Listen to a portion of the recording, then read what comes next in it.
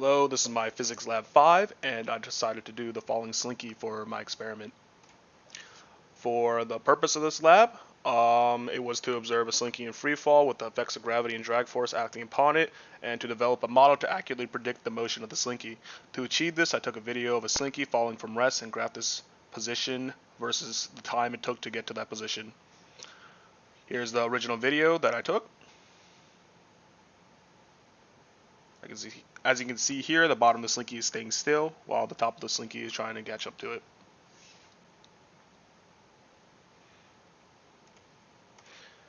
And for the fundamental principles that are required to get this model are the Newton's second law, or the momentum principle, gravitational force, drag force, and tension force. The formulas we use in this experiment are the velocity update formula, the position update formula, the gravitational force, the drag force, tension force, and Newton's second law. For the preview of the results, as you can see, the predicted motion and observed motion are similar in both the x and y axes, with the model data being in orange and the tracker data being in blue. For my initial conditions and surroundings, the surroundings would just, or the system would just be the spring and the surroundings would be the earth and air.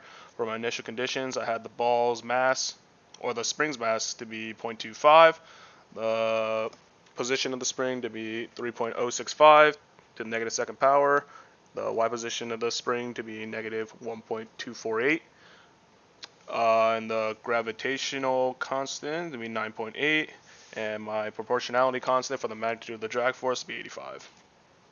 For my code, I have it separated into two sections for before the top of the slinky hits the bottom of the slinky, and for after the top of the slinky reaches the bottom of the slinky. So for before, I have just the weight and the tension force of the slinky, which are equal and opposite of each other, so the F net would just be 0 here. And I also have the velocity update formula and the position update formula. For after the top of the slinky hits the bottom of the slinky, I have the weight, the drag force, and then the F net would just be the weight plus the drag force. For the velocity, and I also have the velocity update formula and the position update formula. For the code's results, I have this horizontal line, and then it slopes down for the y position, which is what we're predicted. And for comparisons and possible sources of error, as you can see, the y position versus time graph shows that our model is relatively accurate in its prediction of the y position of the mass, as our model data and tracker data are almost identical except for some discrepancies. So orange again is our model data, and tracker data would be in blue. And as you can see, the small discrepancies are the blue poking out from underneath the orange.